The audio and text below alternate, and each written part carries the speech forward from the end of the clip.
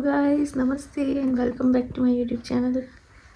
और आज है 22 फरवरी और टाइम हो रहा है दोपहर के 3:30, क्योंकि अब ऐसे ही लेट ही रहेगा। जल्दी तो पॉसिबल ही नहीं है क्योंकि बच्चे के साथ नहीं बनती। और आज तो हमारे घर में क्या है, वो हुआ था पहला नहाना, देखते हैं ना, तो संडे था तो आज पहला नहाना था। आज मैं नहाई, मेरा पुतलू नहाया, हम लोगों के घर में शुद्धता हुई, साफ़ सफाई हुई, तो बहुत लेट हो गई। ठीक है, ऊपर से ये इनको नीचे रखो तो ये रोने लग जाते हैं, तो इनको गोदी में लेके ही बैठी हूँ आज मैं वीडियो बनाने के लिए। मैंने सोचा कि आप लोगों को वीडियो बना दूँ, वरना आप लोग बोलते हो कि अभी तक बना नहीं रही हो, हमें जानना है। मैं इसलिए नहीं बना पाती क्योंकि मैं जैसे इसको नीचे रखती हूँ जग जाता है। तो ये पूरा गोदी वाला बच्चा है, ठीक है, तो मैंने डिसाइड किया कि इसको लेके ही बनाती हूँ। तो अब मैं आपको ना पूरा डिटेल में बताती हूँ कि हॉस्पिटल में क्या होता है और आपको किस चीज़ की ज़रूरत पड़ती है और क्यों मेरी नॉर्मल डिलीवरी हो रही थी तो मैं ऑपरेशन में चली गई एकदम से।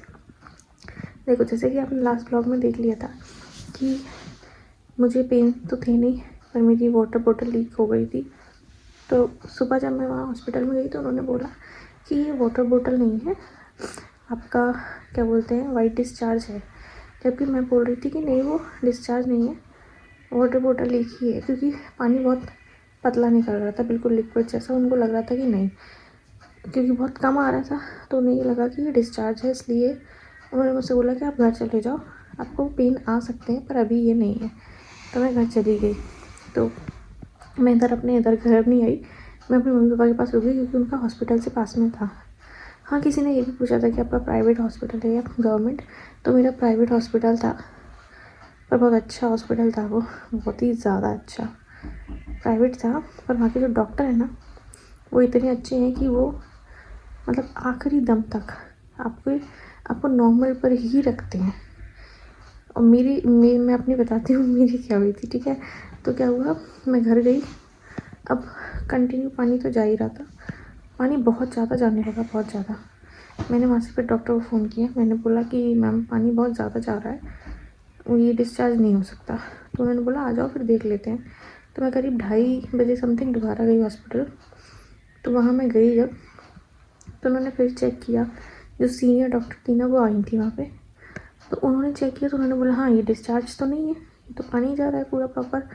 तो मैंने बोला मैम, सुबह आपके जूनियरों ने बोला था ये डिस्चार्ज, तो मैम ने सबको डांट दिया बहुत बुरी तरह, बेचारी फंस गई। कह रही आपने मैम क्यों बोला, मैंने कहा मैंने तो बताया। तो उन्होंने मुझसे पूछा था कि कितने बजे हुआ, तो मैं 6 बजे समथिंग हुआ, मैंने 6 बज रहे थे तब मेरा ये वाटर बॉटल लीक शुरू हुआ। तो उन्होंने बोला ठीक है, देख लेते हैं और आप बताइए क्या करना है, क्योंकि पानी लीक चल रहा है कंटिन्यू। पानी अगर लीक होता रहेगा, हाँ क्या हुआ, पानी अगर ऐसे ही लीक होता रहेगा तो बच्चे के पास पानी कम बचेगा। और पेन मुझे बिल्कुल भी नहीं थे, बिल्कुल भी नहीं, ज़रा से भी नहीं। ठीक है, तो उन्होंने बोला कि आपको एक दवाई दे देते हैं, आप अपने मुँह में रख लीजिए टंग के नीचे, वो जैसे घुलेगी आपको 18 से 20 घंटे में पेन स्टार्ट हो जाएंगे, मतलब कल तक स्टार्ट हो जाएंगे, 17 तक, 16 तारीख थी उस दिन। तो मैंने बोला ठीक है, उन्होंने दे दिया। अब पानी फिर भी बहुत ज़्यादा जा रहा था तो उन्होंने बोला कि एक सोनोग्राफी करवा लेते हैं, कलर डॉपलर उनको करवाना था, देखने के लिए कि बच्चे के पास कितना पानी बचा है इतना जाने के बाद, क्योंकि अगर बहुत ज़्यादा कम होता तो फिर वो इतना लंबा नहीं रुकते, ऑपरेशन ही करते। तो मैं गई सोनोग्राफी के लिए। सोनोग्राफी वाले रूम में पहुंचने से पहले वहाँ पर वैसे भी बहुत ज़्यादा लाइन रहती है लंबी, आधे घंटे वेट करना पड़ा। तो मैं आधे घंटे वेट कर रही थी, तभी मुझे पेन स्टार्ट हो गया, सिर्फ 5 मिनट के अंदर दवाई रखते ही। मतलब उनका कहना ये था कि इतनी जल्दी स्टार्ट होती नहीं है, टाइम लगेगा, तो आप आराम से सोनोग्राफी करवाओ। पर मुझे हो गया स्टार्ट, वो बहुत भयंकर वाले स्टार्ट हुए। ठीक है, तब तो धीरे धीरे हो रहे थे, कोई दिक्कत नहीं। तो जैसे ही मैं जाके लेटी ना सोनोग्राफी वाले रूम में, टेबल वो बेड पर, इतना मतलब क्या बताऊँ, इतनी ज़्यादा क्वांटिटी में वाटर लीक हुआ कि वो पूरा बेड गीला हो गया, उसके साथ ब्लीडिंग भी स्टार्ट हो गई।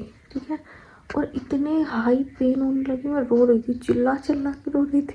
वो डॉक्टर सोनोग्राफी कर रहे हैं, वो कह रहे अरे, मैंने कहा बहुत दर्द हो रहा, मुझे नहीं करवानी सोनोग्राफी। तो बोलते नहीं, वो करवाना बहुत ज़रूरी है, बच्चे के पास पानी देखना है।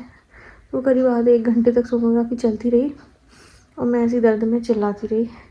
फिर जैसे ही जब मेरी सोनोग्राफी पूरी हुई तो फिर वो मुझे व्हील चेयर पर ले गए क्योंकि मेरी चलने की स्थिति बची नहीं। ठीक है, 1 मिनट रुको, उसको मैं लिटा लूँ, पहले मेरा हाथ दुख रहा है।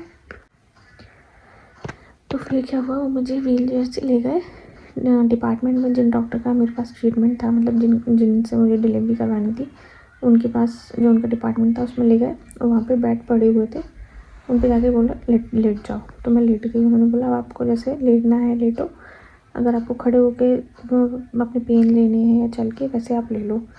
तो मैं पहले लेट गई। ठीक है, थोड़ी देर बाद वो मैम आई, उन्होंने बोला कि मतलब डॉक्टर आए, उन्होंने बोला कि आपके पेट पर मशीन लगा के रीडिंग लेनी है बेबी की हार्ट बीट की, 20 मिनट लगेंगे, मशीन ऐसी लगा के रखनी है। मैंने बोला ठीक है, मुझे दर्द हो रहे थे। मैंने वो मशीन लगाई, थोड़ी देर लगी, मुझे इतने ज़्यादा और दर्द होने बढ़ते जा रहे थे। मुझे इतनी गुस्सा आ रही थी वो रीडिंग जब चल रही थी। मैं कह रही थी मम्मी ये मशीन हटा लो, मुझे बहुत दर्द हो रहा है। तो कह रही नहीं मैम, वो देखना पड़ेगा बच्चे की हार्ट बीट कितनी चल रही है, क्योंकि पानी आपका निकल गया है बहुत ज़्यादा। ठीक है, ऊपर से ऑक्सीजन मास्क लगा दिया, उसमें मैं सांस नहीं ले पा रही। मैंने बोला मैम ये कैसा ऑक्सीजन लगाया, मुझे सांस ही नहीं आ रही। उन्होंने बोला वो आपके लिए नहीं है, बच्चे के लिए है। मैंने बोला बच्चे के लिए तो ठीक है मैम, मेरी तो जान निकल रही है ना, इतना दर्द हो रहा। अब मैं वो सब चीज़ें, देखो पेट पे मशीन लगी, वो पकड़ी हूँ, ऑक्सीजन मास्क लगा, मैं चिल्ला के रो रही हूँ, मुझे बहुत दर्द हो रहा है, बहुत दर्द हो रहा है। ठीक है, उन्होंने एक रीडिंग ली, बंद कर दिया। फिर थोड़ी देर बाद उन्होंने बोला कि फिर से लेंगे, क्योंकि कंटिन्यू उन्हें चेक करते रहना था। और मेरे दर्द इतने ज़्यादा बढ़ गए दवाई से। एक तो क्या होता है ना, आपको जो नेचुरल पेन आते हैं तो अलग बात होती है, पर ये आर्टिफिशियल पेन जब आप लेते हैं ना दवाई की तो बहुत तकलीफ देते हैं, क्योंकि एकदम से आने लगे और मुझे इतनी तेज़ी से आ रहे थे, मैं चिल्ला रही थी। मैंने कहा मैम बहुत हो रहा है, पापा मुझे ले चलो डिलीवरी के लिए। तो उन्होंने चेक किया, तो उन्होंने पहले बोला कि अभी तो सिर्फ बिल्कुल एक ही फिंगर मतलब जितना सर्विक्स खोला है, तो अभी तो कुछ हो ही नहीं सकता। फिर 1 घंटे वेट किया, मैं ऐसी दर्द लेती रही, खड़ी कहीं बैठी कहीं चल रही हूँ। फिर मैंने बोला मैम चेक करो, अब तो हो गया टाइम। तो मेरी सास बोल रही थी अरे चेक कर लो, बहुत आ रहे हैं उसको, दर्द हो जाएगा, देखो।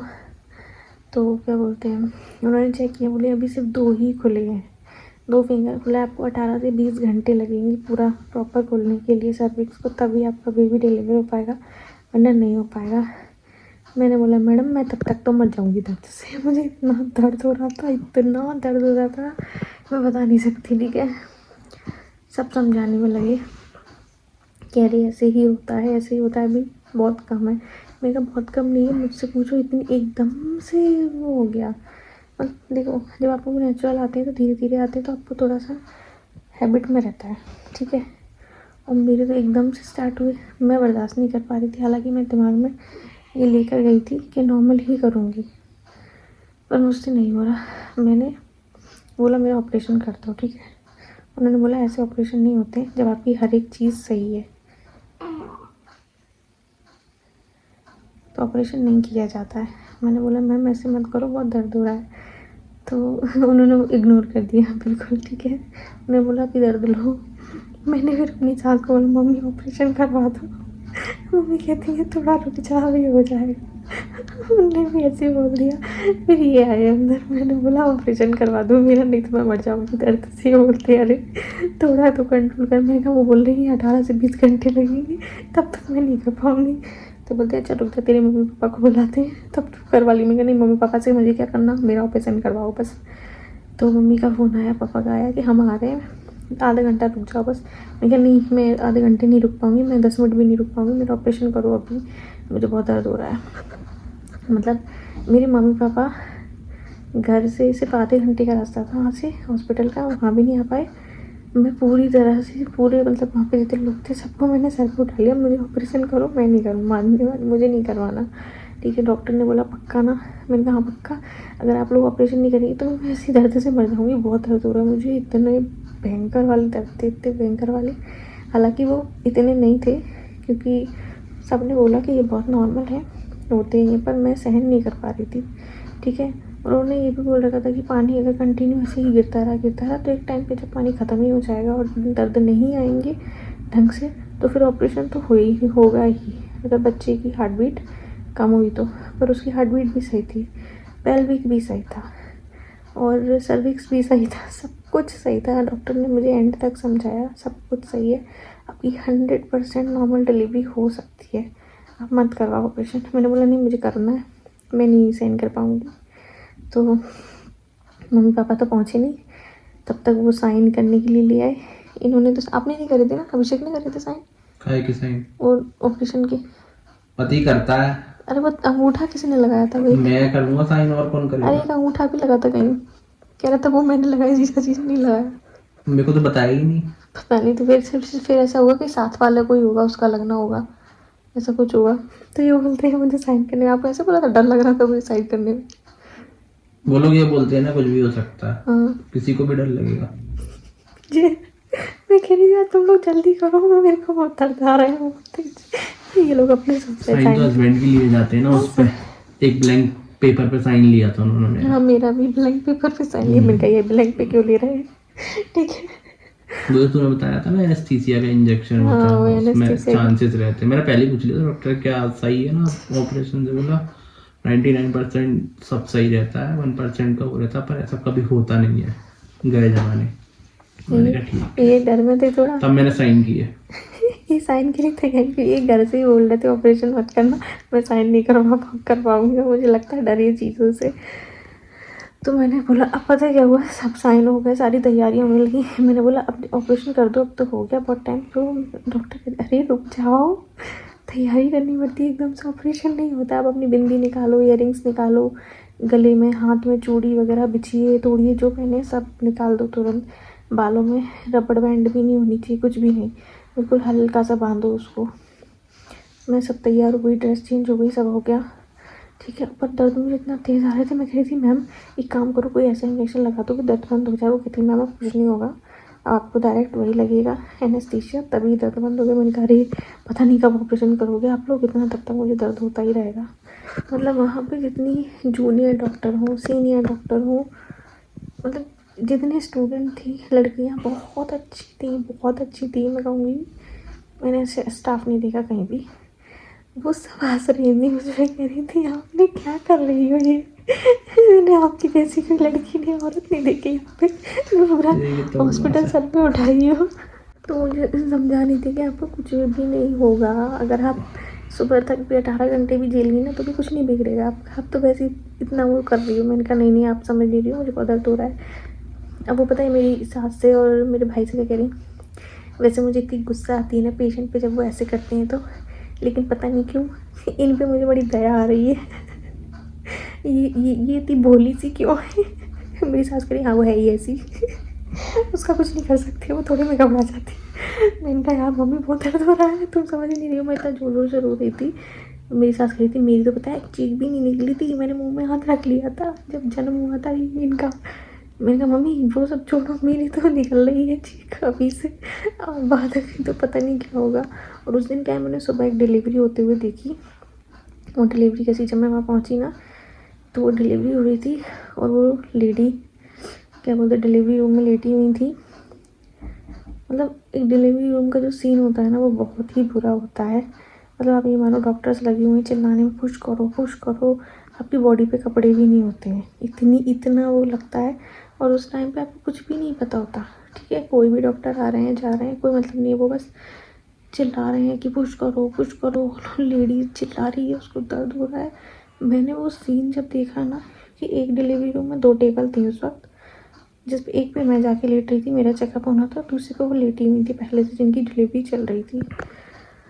भाई साहब उस लेडी को मैंने देखा था, पसीने में लथपथ थी, जबकि बहुत ठंड थी उस वक्त, ठीक है।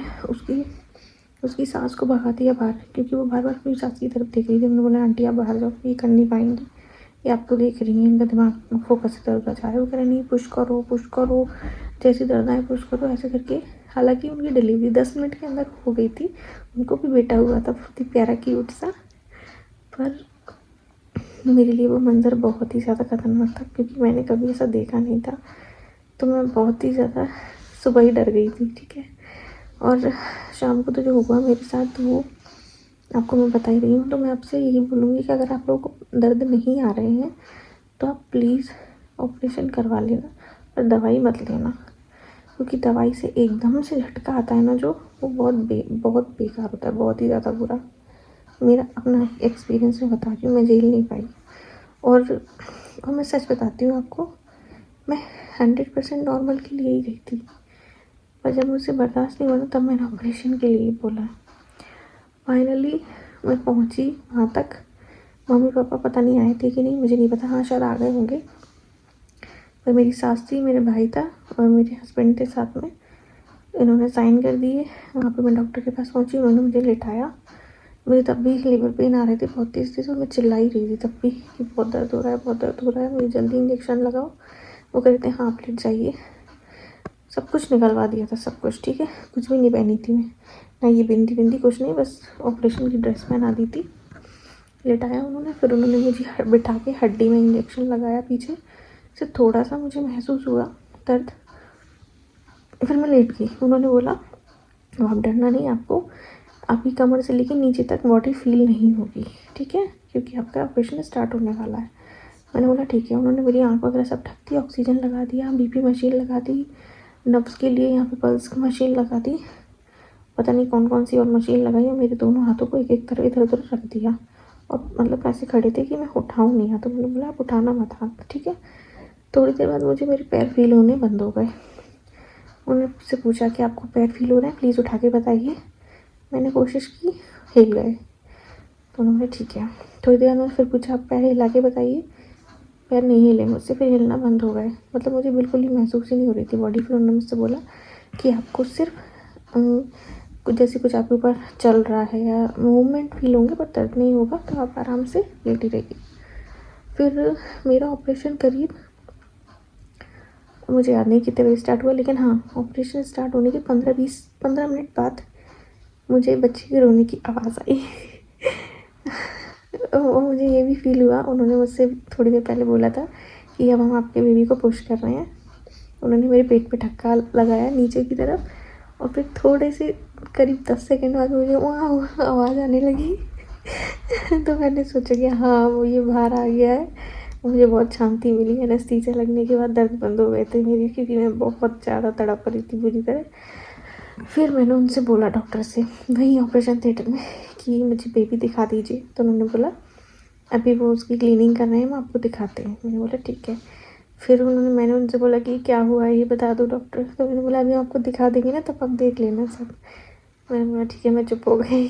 फिर उन्होंने जो भी मतलब जब स्ट्रेचिंग लग रही थी ना, तो मुझे महसूस हो रहा था कि कुछ हो रहा है। और मुझे ऐसा लगा 5-6 लेयर उन्होंने पहले काटा।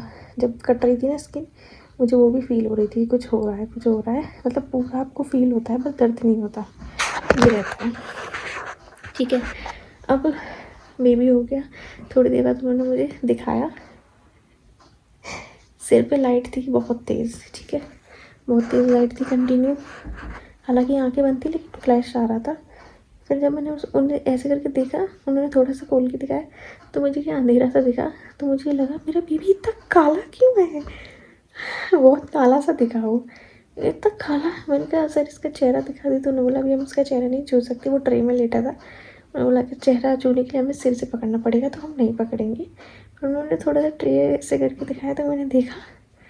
तो मैंने कहा चलो ठीक है। फिर मैं शांति से लेट गई। फिर मुझे शांति मिल गई। मैंने कहा हाँ अब घर वाले बाहर खड़े हैं, पहुंच गया होगा बाहर, ठीक है। उसके बाद जब वहाँ से करीब उनका जब ऑपरेशन हो गया, जब बेबी बाहर आ गया, उसके बाद उन्हें 20 से 25 मिनट लगे मेरी स्टिचिंग करने, मतलब टाँके लगाने में। 20-25 मिनट के बाद उन्होंने फिर मुझे स्टिचिंग हो गई, क्लीनिंग किया उन्होंने, काफ़ी देर तक क्लीनिंग चली। आधे पौन घंटे बाद जाके ऑपरेशन कंप्लीट हुआ। उसके बाद वो मुझे उठाकर टेबल पर लाए। फिर टेबल से वो मुझे रूम में ले गए, जहाँ एक मतलब एक कंट्रोल रूम टाइप का रहता है, जिसमें डायरेक्ट जिनका ऑपरेशन होके आया है वो सारे पेशेंट होते हैं। वहाँ पे मशीन लगी रहती है, आपके पल्स वगैरह सब चेक की जाती है। और मैं ठंड से काँप रही थी जब मेरा ऑपरेशन हो रहा था। हालांकि उसमें तो कुछ भी नहीं होता, लेकिन मुझे बहुत सर्दी लग रही थी, बहुत थी नहीं सर्दी थी, नॉर्मल कपड़े पहने थे सब। मैं काँप रही थी। उन्होंने मेरे पास हीटर लगा के रखा था गर्म वाला। जब ऑपरेशन हो गया तब भी उन्होंने हीटर लगाया था मुझे। मैं बहुत तेज़ काँप रही थी, ठंड लग रही थी, ठीक है। तो यहाँ तक तो ये ऑपरेशन हुआ। अब ऑपरेशन के बाद क्या होता है, जब आप ऑपरेशन के बाद रूम में पहुंचते हैं तो आपकी बीपी वगैरह ये सब चेक करते रहते हैं वो लोग बीच बीच में आके।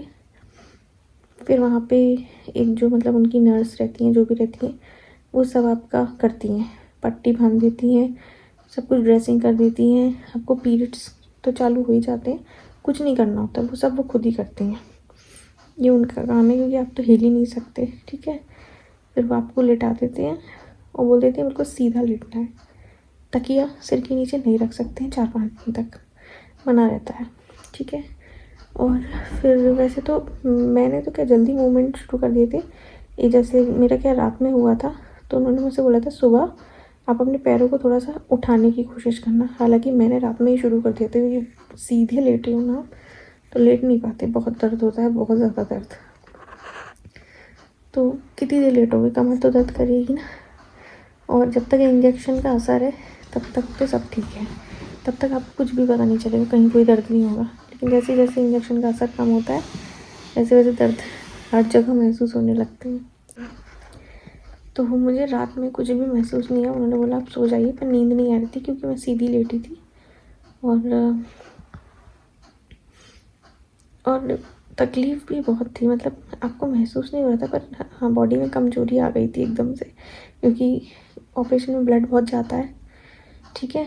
और उसके बाद एकदम से पेट खाली हो जाता है, तो मेरे तो पेट में कुछ ऐसा लग रहा था जैसे कुछ अंदर अभी भी है, ऐसे कोई इधर से उधर दौड़ लगा रहा है। तो मेरी सास ने बताया था कि जो बच्चेदानी होती है सर्फेक्स आपकी जो जिसमें बच्चा रहता है, वो बच्चे को ढूंढती है क्योंकि बच्चा निकल आता है बाहर, इसलिए तो महसूस होता है सब कुछ।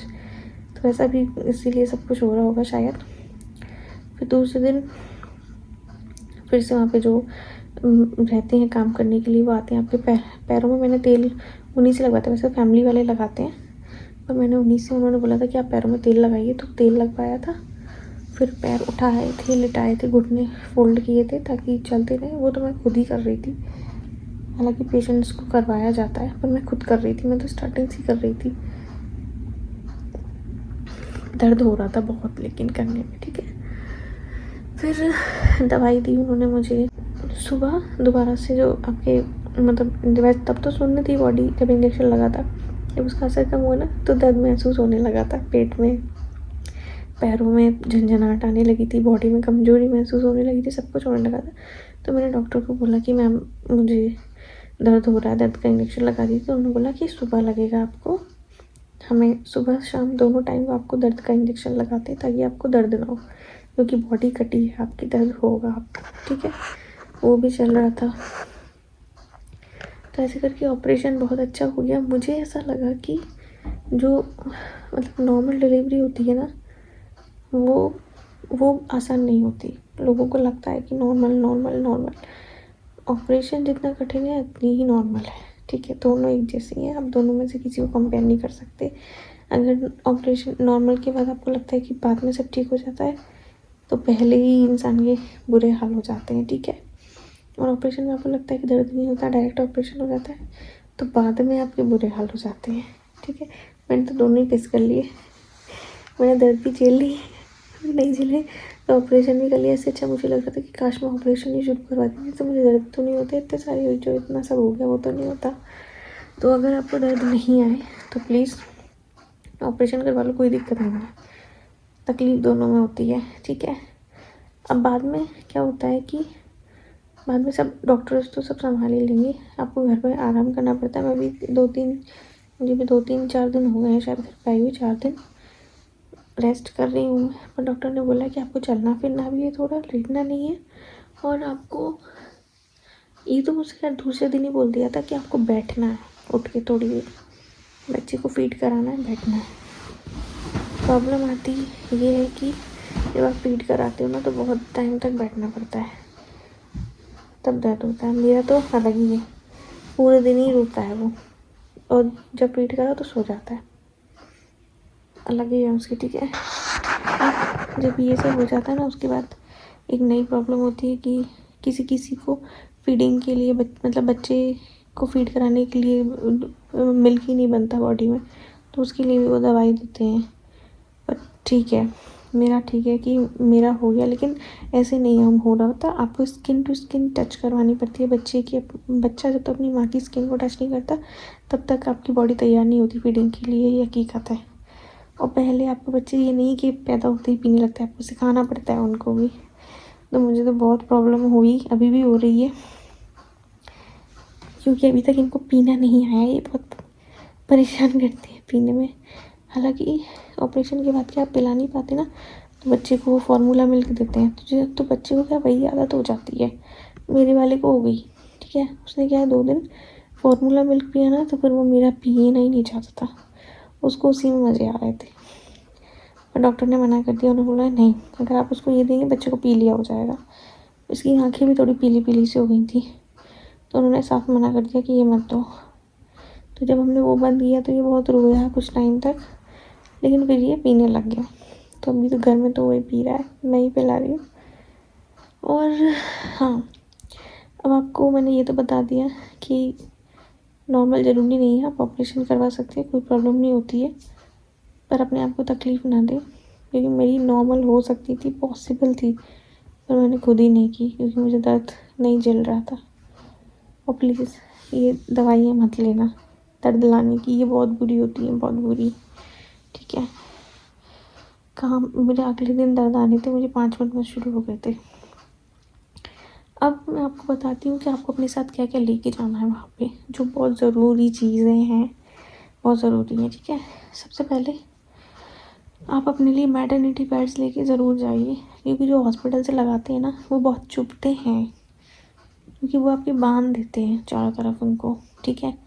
मतलब कोई आपका वो नहीं होता सपोर्ट, वो बांध देते हैं। तो इसलिए आप अपने साथ टेप ले जाइए जिससे आप उन्हें चिपका पाएँ अपनी बॉडी से, या फिर आप अपनी खुद की कोई ऐसी व्यवस्था करके जाइए जो सपोर्ट हो जाए। वैसे जैसे वो शुरू में तो खुद कर देती हैं, फिर उसके बाद आप खुद करें तो ज़्यादा बेहतर रहता है, क्योंकि उनके दिए हुए जब वो बांधते हैं ना तो रस्सी जैसे लेटने में बहुत दिक्कत आती है, बहुत चुभते हैं वो, बहुत ज़्यादा इतनी इरिटेटिंग थे वो मेरे लिए, बहुत ज़्यादा पेनफुल थे, ठीक है। मैं लेकर गई थी, पर मुझे ये नहीं पता था कि मैं इनको कैसे करूं, क्योंकि आप गारमेंट्स नहीं पहन पाते हैं, ऑपरेशन हुआ है अगर तो। और नॉर्मल का मुझे नहीं पता, शायद उसमें भी नहीं पहन पाएंगे, क्योंकि ऑपरेशन तो मतलब डिलीवरी तो हुई है, उसका मुझे आइडिया नहीं है। पर आप अपने खुद लेके जाइए, और बच्चे के कपड़े 2-3 जोड़ी ज़रूर लेके जाइए, अपने लेके जाइए 2-3 जोड़ी कपड़े, क्योंकि वो तो जब रहता है ऑपरेशन या डिलीवरी तभी पहनाते हैं बस। और नॉर्मल में तो चेंज ही नहीं करते, जो आप पहन के गए हैं उसी में करवा देते हैं डिलीवरी। तो 3-4 जोड़ी कपड़े आप अपने रखिए, 3-4 बच्चे के रखिए। ब्लैंकेट ज़रूर लेकर जाइए, आपको मिल जाएगा, लेकिन आपके साथ कोई है फैमिली में उसको नहीं मिलता, तो आप लेके जाइए, ठीक है, ब्लैंकेट। इसके अलावा सॉक्स लेके जाना है आपको, दुपट्टा या कैप लेके जाइए ज़रूर, सर्दी लगती है बहुत, ठीक है। स्वेटर रख लो, एक शॉल रख लो, बच्चे को ज़रूरत पड़ जाती है, आपको पड़ जाती है। इसके अलावा हैंड सैनिटाइज़र ज़रूर लेना, ज़रूर, ठीक है, क्योंकि बहुत लोग आते हैं मिलते हैं, सैनिटाइज़ करना पड़ता है। छोटे छोटे सोप ले लीजिए एक आध, वहाँ पे कभी वैसे तो रहते हैं अवेलेबल प्राइवेट में, पर कभी कभी नहीं भी रहते हैं, ठीक है। तो सोप ले लो, मैं ले गई थी अपने साथ पेपर सोप, तो बहुत यूज़ में आए वो मेरे, बहुत ज़्यादा। जब भी वॉशरूम वगैरह जा रही थी तो 2-4 पेपर उठाती थी, छोटे वाले थे, और बहुत अच्छा रहता है। हालांकि वहाँ पे गर्म पानी की व्यवस्था भी थी, सब कुछ था। प्राइवेट रूम मुझे लेना था, पर प्राइवेट रूम मुझे मिला नहीं, क्योंकि रूम बहुत ज़्यादा छोटे और बहुत ज़्यादा गंदे थे प्राइवेट वाले। तो मैं जनरल में रही, पर जनरल बहुत अच्छे थे उसके, मतलब जनरल का मुझे जो बेड मिला, 4 बेड मिले थे, पूरे खाली पड़े थे, तो हम लोग आराम से उन पर लेटे हुए थे। और याद रहे, मतलब कोशिश करें कि आपको वो ऐसे सपोर्ट देने वाला बेड मिल जाए, अगर पॉसिबल हो तो। मुझे तो मिल गया था, वो बहुत सपोर्ट करता है आपको उठने में, ऐसे लेटने बैठने में बहुत हेल्प मिलती है उससे। तो पेपर सोप रख लीजिए, कंघी रख लीजिए, ब्रश मैं लेके गई थी पर मुझे करने की फुर्सत नहीं मिली। हाँ, जिस दिन मेरी छुट्टी होनी थी उस दिन मैंने किया था। तो ब्रश, कोलगेट, मोबाइल का चार्जर, और क्या ली थी मैं,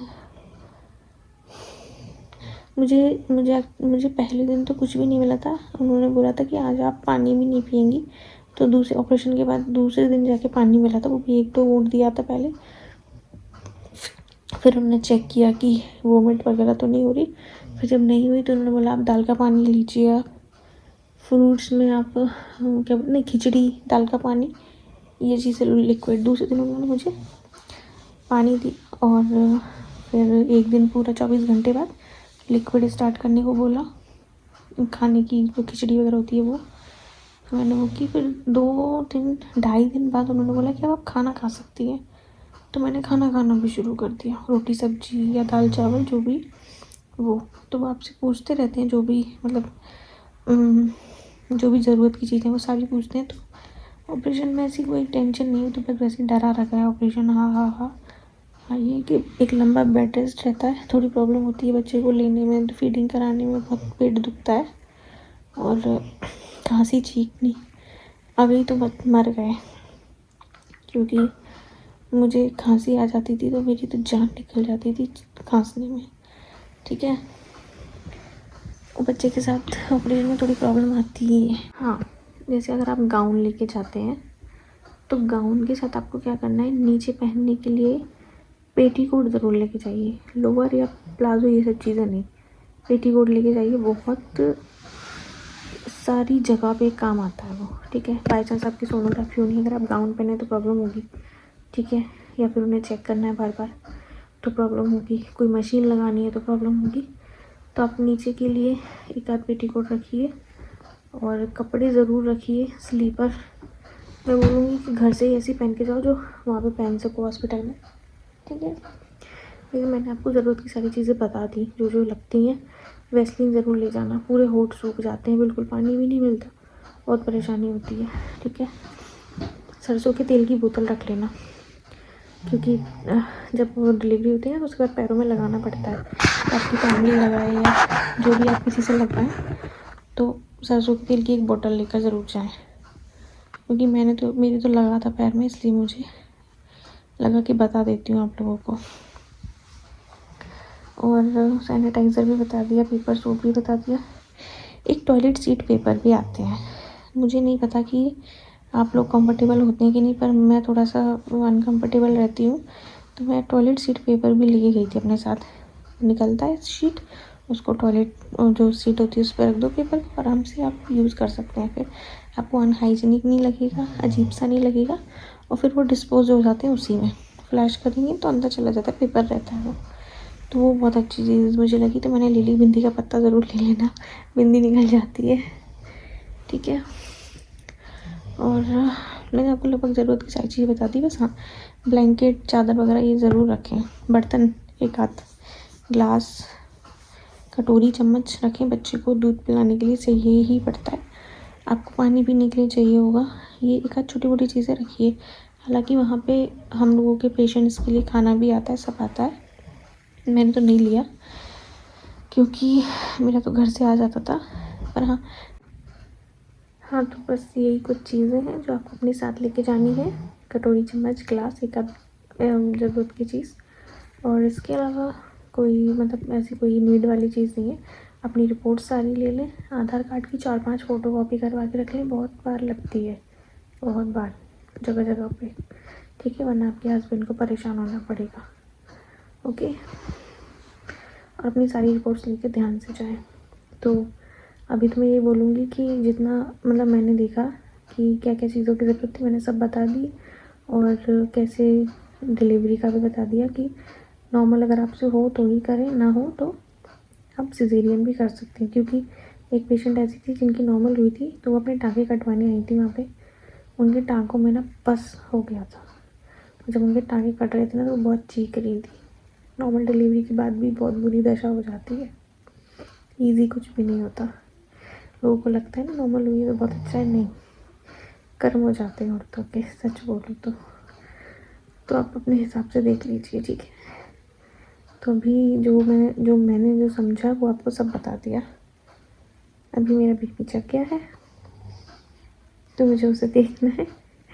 और बेबी की सारी चीज़ ज़रूर ले जाएं, ज़रूरत पड़ती है, कपड़े तो चाहिए ही, हाँ, ये वाइप्स का पैकेट, डायपर्स, ये ज़रूर ले जाएं, ठीक है। तो चलिए अब नेक्स्ट ब्लॉग में मिलते हैं, तब तक के लिए बाय।